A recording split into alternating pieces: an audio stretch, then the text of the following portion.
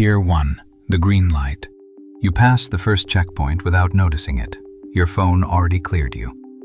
There are 6 more between you and the rest of your day, and each one knows a little more about whether you are worth letting through. No gates, no guards, nothing to look at. You will be scored about 90 times before dinner. You will feel none of them. You have lived on this tier your whole life. It is a Tuesday in the spring of 2031, and you teach 7th grade in Memphis. 26 kids, first period. 26 dashboards only you and their parents can see. You are good at it. 11 years good. The platform scores your teaching the way it scores their listening. Your badge opens the building. Your face opens the badge. The staff lot reads your plate and lifts the arm before you finish slowing down. Somewhere underneath all of it sits a number you have never seen, deciding how smooth your day is allowed to be. You don't know the number. You only know the day is smooth. By next spring, a favor you have been doing for 6 years will cost you almost everything you are driving past. You don't know that yet either. Friday nights, your insurance app sends a report card. Smooth braking, 4 stars. A map of your week drawn by your car. You never asked it to do that. You never told it not to. The transit app waves you into the express lane with a green banner. You're all set. You like that sentence. It is the sound of nothing being wrong. You have never asked who gets to decide that. Tier 2, the dashboard. At school, the watching has a login. You work inside it. The platform scores the kids in real time. Attention, participation, sentiment. It scores you back. Pacing, warmth, something called instructional presence. It flags the boy in the 3rd row for looking out the window too long. His mother will get the alert before recess. You nudge his flag down before it sinks. You were not supposed to be able to do that. You learned how anyway. You catch yourself teaching to the metric. Shorter silences, brighter voice. You notice yourself doing it. Tuesdays after the last bell, you coach Ellie's team in the park league. Cones, pennies, a whistle. It is the 1 hour of your week where nothing is scored but goals. In March, 2 police officers walk up the west corridor during passing period. They pass your door. They stop at the gym, at Nolan, who teaches PE, and who has ridden to work in your passenger seat for 6 years. They show him the tablet, a pawnshop camera, a face the software says is 91% his. Nolan asks to see the tablet again. That is all he does. 10 seconds later, he is face down on the hallway tile, zip-tied, with the numbers still glowing next to his cheek. The bell rings on schedule. The hallway is trained to keep moving. 200 kids film everything. The cameras don't even need to. That night, you drive his wife to the county jail and wait in the parking lot with the engine off. You don't think of it as a decision. It isn't one. It's a ride. 2 days later, Nolan is out. Wrong man. The file says, insufficient evidence. The district doesn't take him back. Safeguarding policy. The charge was dropped. The flag was not. Tier 3, the price. 3 weeks later, your insurance renewal arrives a third higher. The letter offers one phrase where a reason should be. Risk cohort recalibration.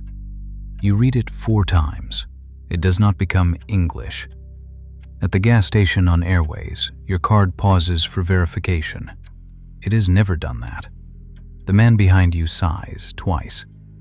You pay cash. Your hands do a small, apologetic dance you don't recognize. Your building's renewal portal wants a fresh tenant screening this year. It wanted nothing last year. The company running it scores you on things it will not list. At the kitchen table, your partner asks what changed. You say, nothing changed. You mean it. That is the frightening part. Nothing changed. Something noticed. You have moved a tier. Nobody tells you that. The prices tell you. You start keeping screenshots in a folder like evidence of weather. In June, the weather starts touching you. Tier 4, the search. In June, you fly to your partner's mother's for a week. The security hall is a river of green rings, faces in, faces through. You say the sentence you practiced in the car.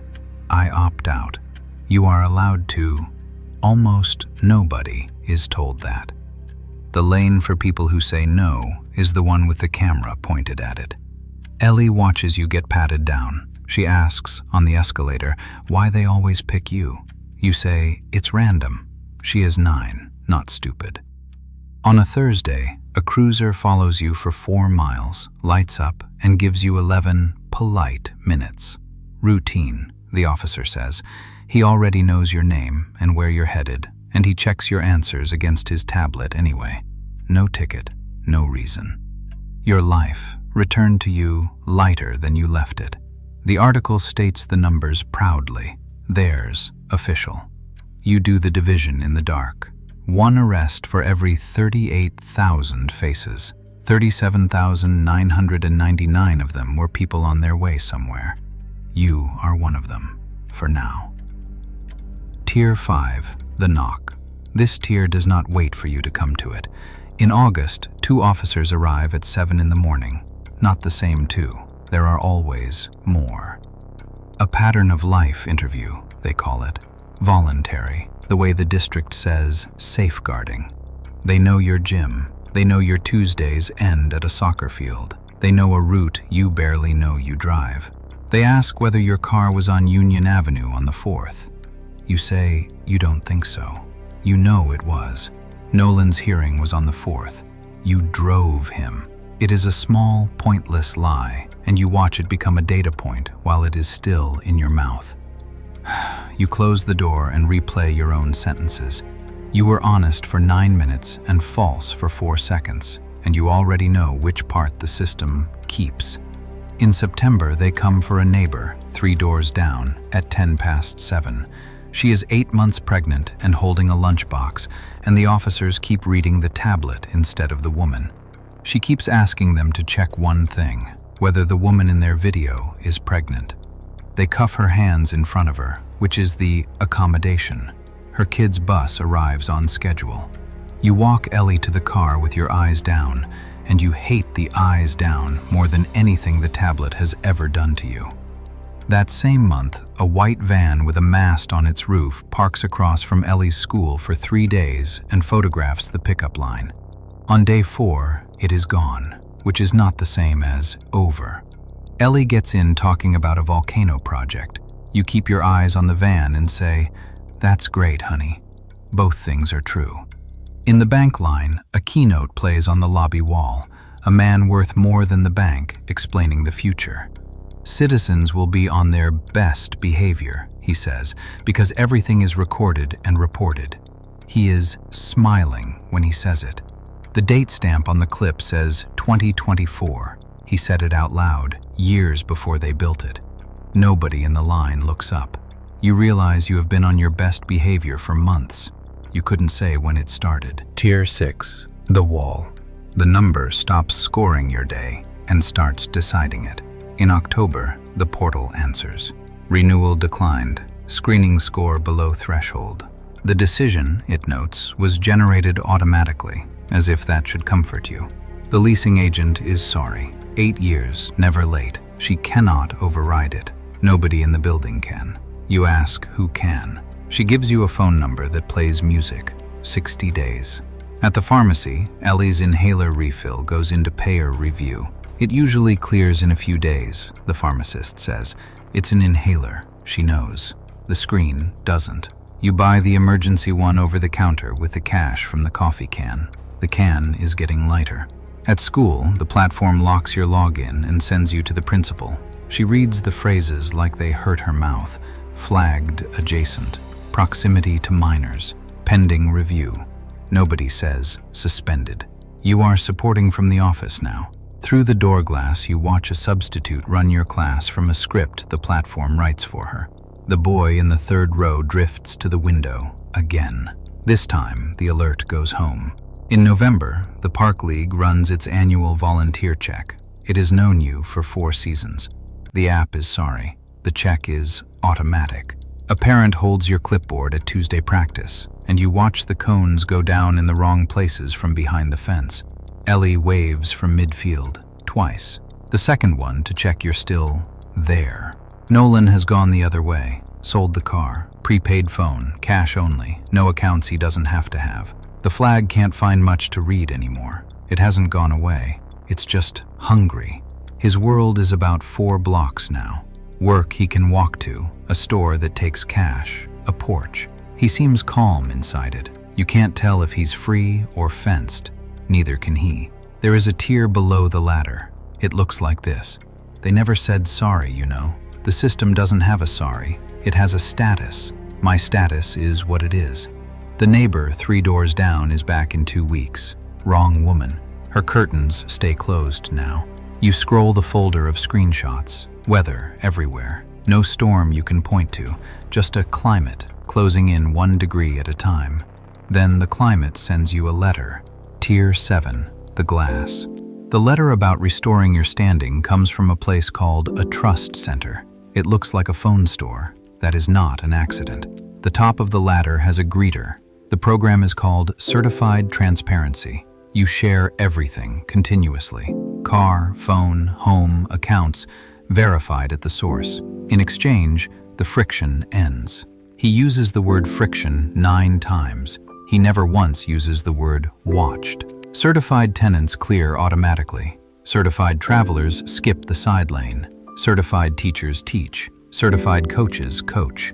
The whole year you just lived, unhappening, for a subscription paid in yourself. You ask the question you came to ask. What happened? Why this year? What did I do? He turns the screen around, which he is not supposed to do, and there it is, 1 line. Sustained vehicle co-location with a flagged individual. 41 events over 14 months. The carpool. 6 years of giving Nolan a ride to work, and the 14 months of it that the cameras could see. The system never thought you did anything. It thought you were near something. In the parking lot, you start the appeal instead. The form is long. The screen offers 1 honest sentence about your odds. 11 months. The apartment has 40 days.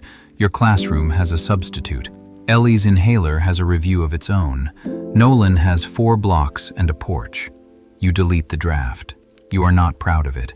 You are a father. You go back inside. You put your palm on the glass. You sign with your finger, the way you'd wave to a neighbor. Somewhere, a valve opens. Your car, your phone, your locks, your accounts. The whole orchestra tunes to 1 instrument. Enrollment complete. 2 days later, the portal is delighted to keep you. Delighted. The same address, the same you, a different column in someone's table. The inhaler clears overnight. The pharmacist doesn't mention the review. You don't either. You both know the medicine didn't change. At the airport in December, the rings go green before you finish looking at them. There is a man in the side lane with his arms out. You don't stare. You remember not staring at Nolan. The cruisers stop appearing in your mirror. The knocks stop. It takes you a while to understand why that doesn't feel like relief. They didn't stop watching. They stopped needing to check. Express lane, green banner. You are worth letting through again. Everywhere. All the time. The district reinstates you the same week. The platform welcomes you back by first name. 26 dashboards, right where you left them. The boy in the 3rd row has a new flag. Your override button is gone. In the spring, the league reapproves you overnight. Practice is Tuesdays, the app reminds you. At the museum with her class, the pillar flashes green for Ellie half a step before she reaches for her tablet. It knows her already. She is 9. She likes the green. Green means go, means yes, means welcome. You watch her like the green light, and you understand that her folder of weather is already open, and it is sunny, and you are the one who opened it. Her school tablet updates the family account and shows her the green banner. You're all set. The same sentence the transit app used to give you. You used to like that sentence. It is the sound of nothing being wrong. All set. All of you set. You still bring Nolan coffee on Sundays. Your profile logs each visit.